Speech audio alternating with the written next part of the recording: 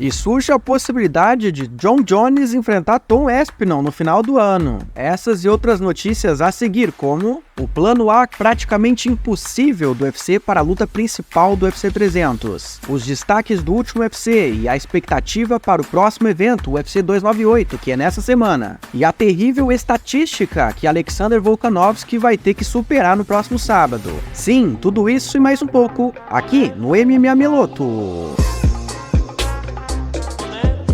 Bem-vindos ao MMA Meloto. Saudações clã, eu sou o Igor Meloto e sejam muito bem-vindos a mais um vídeo, principais notícias do MMA Internacional. E vamos começar falando, galera, do último evento que aconteceu, né, o UFC Hermansson vs Pyfer. Nos palpites, acabei ficando no negativo aqui no YouTube, mas consegui acertar o nocaute do Prates, só que eu errei o nocaute do Pyfer e a vitória do Jeremy Wells, né, uma decisão dividida aí, muitos pontuaram pra ele, mas eu achei que foi justo mesmo, foi muito apático, deixou a desejar nesse evento. E já no Twitter, lá eu fiz mais palpites, né?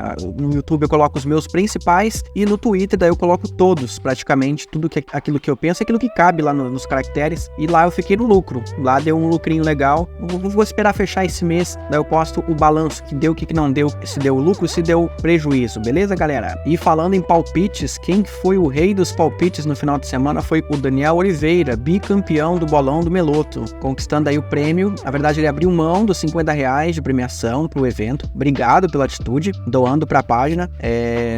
Mas venceu aí a edição 37. Segundo título dele, ficou com 35 pontos. O segundo colocado, o Edilson do MMA Polêmico, ficou com 34. Quase, hein, Edilson? O Edilson aí também querendo beliscar o segundo título dele. No mata-mata, no GP com confrontos diretos, que eram 90 competidores, sobraram 8. O Daniel já tinha sido eliminado, né? Mas sobraram 8 nomes que estão disputando aí o GP, o Grand Prix de confrontos diretos, mata-mata, valendo R$150 pro vencedor. E na liga semestral, tá aí o Gabriel Lagarta Nuclear Fadini, 116 pontos. João Paulo em segundo lugar com 108. E o Randolfo do MMA Invests Gomes tá com 101 pontos. Primeiro colocado dessa liga semestral vai ganhar R$300, o segundo ganha R$100 e o terceiro ganha 50. Boa sorte aí, galera. Lembrando que os nossos GOATs do bolão aí, Fabiano Rampazzo, Anderson Costa, Antônio Azevedo, Bruno Brito e eu, o Igor Meloto também, estamos aí no top 5 com mais títulos dos bolões das edições semanais. E lembrando, para participar das próximas edições, galera, basta ser um apoiador da página em apoia.se/MMAmeloto ou via Pix, que é a partir de R$10 mensais. Além de participar do bolão dessas 3 competições, outros benefícios estão inclusos, como um grupo de debates e uma agenda de eventos, galera. Tá muito legal, tá muito divertido, aproveitem. Vamos às notícias então, vamos seguir pra frente. KSW contratou o Júlio César Naves, peso pena 36-1. Quem não lembra dele, galera? Chegou a ser o maior invicto no início ali da última década, mas acabou perdendo a invencibilidade. Ele tava, se eu não me engano, 29-0, 28-0, uma coisa assim, perdeu a invencibilidade. Tava no Bellator, não competia há muito tempo, nos últimos 7 anos ele lutou só 2 vezes, impressionante, e agora aí vai voltar aos holofotes, ele que tá com 29 anos, o Júlio César Naves, o morceguinho. Tivemos também, galera, a aposentadoria da Felice Herrig, que se aposentou aos 39 anos dos esportes de combate. Pra quem não sabe, a Herrig já foi a número 5 do peso palha feminino em 2013, né, pela Fight Metrics, e ela já venceu, pra quem não sabe, Alexa Grasso, sim, na decisão unânime do juiz em 2017, atual campeã dos pesos moscas do UFC. Outro fato notável foi a encarada dela com a Nick Deli Rivera, ex-lutadora do Invicta, que sonhava em lutar no UFC, acabou não conseguindo. Na década passada, eles fizeram essa encarada e chamou muita atenção, né, dos fãs e do público, considerada aí uma das principais encaradas da história do MMA feminino. A Herrig se junta a Malcolm Gordon e Mark Madsen como os lutadores que se aposentaram aí em 2024. Falando das meninas, tivemos aí a divulgação do pôster oficial da luta entre Amanda Ribas e Rose Namajunas, a luta que vai ser a luta principal do UFC do dia 23 de março. Temos aí outra versão também. Outra notícia interessante sobre o MMA feminino, tivemos a luta entre Joseline Edwards e Aileen Pérez, elas que vão se enfrentar no UFC do dia 1º de junho. americano, né? Havia aí uma expectativa que essa luta acontecesse por conta de uma treta entre elas. E falando em Argentina, tivemos aí a luta acertada entre o Esteban Ribovics e o americano Terence McKinney, né? O duelo confirmado aí, segundo o site MMA Junk, para o dia 11 de maio. E uma luta que poderia acontecer, mas agora está completamente descartada, é entre Sean Strickland e Jake Paul. Segundo o Strickland, ele chegou a consultar o UFC, né, através da pessoa Hunter Campbell, que é o diretor de negócios da empresa, e o Hunter disse que não vai deixar essa luta acontecer porque o Jake nem mesmo tem bons números de vendas de pay-per-view e tudo mais. É um cara que não traz muita audiência, segundo o Campbell, em que apenas crianças compram as suas lutas, assistem as suas lutas. É o que o Campbell disse, segundo o Strickland. E agora falando sobre o próximo evento do UFC, galera, fiquem ligados, o UFC 298 no próximo sábado, a partir das 20h e 30 minutos no horário de Brasília, ao vivo, exclusivo no Fight Pass. Teremos aí um card recheado de estrelas, como Alexander Volkanovski, Ilia Topuria, né? No Come Event tem Robert Whittaker, Paulo Borrachinha, vai ter Ian Gary contra Geoff Neal, Merab Dvalishvili e Ace Cerrudo, Anthony Hernandes e Roman Kopylov, Amanda Lemos e Mackenzie Dern, Marcos Pezão e Justin Tafa, Rinia Nakamura e Carlos Vera, Ming Wang Zheng versus Branson Ribeiro, Josh Kinlan versus Danny Barlow,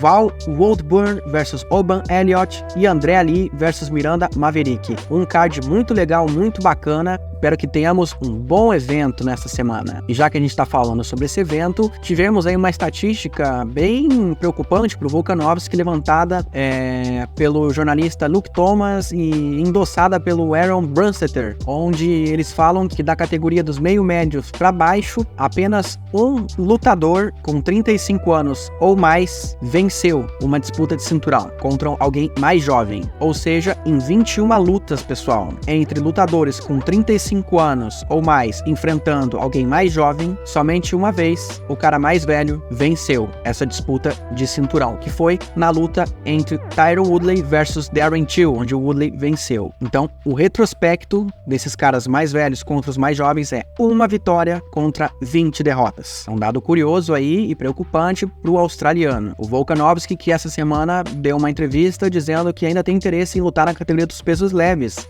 seja contra o campeão ou contra outros competidores, simplesmente para se testar. Além disso, o Volkanovski foi visto treinando com o Aljamain Sterling, né, o recém-mudado para a categoria dos penas, o jamaicano que já tinha até mostrado interesse nessa luta contra o Volkanovski, tá aí treinando com ele. E falando em UFC 298, a gente também teve o Ian Gary aí treinando com o Charles Oliveira para esse evento, e o Charles deu uma palavrinha sobre como tá sendo essa questão, essa situação. Acho que Ian está um passo à frente do adversário. Ian é muito consciente, luta com calma, com cultura, acredito que sairemos vitoriosos. E o Diego Lima também falou, ele é como um brasileiro agora, estou muito feliz por ele ter escolhido a Shootbox como sua casa. Ele está cada dia mais completo, será um grande show, uma grande vitória. Lembrando que esse vídeo completo com os treinamentos e as declarações estão lá no canal do UFC aqui no YouTube.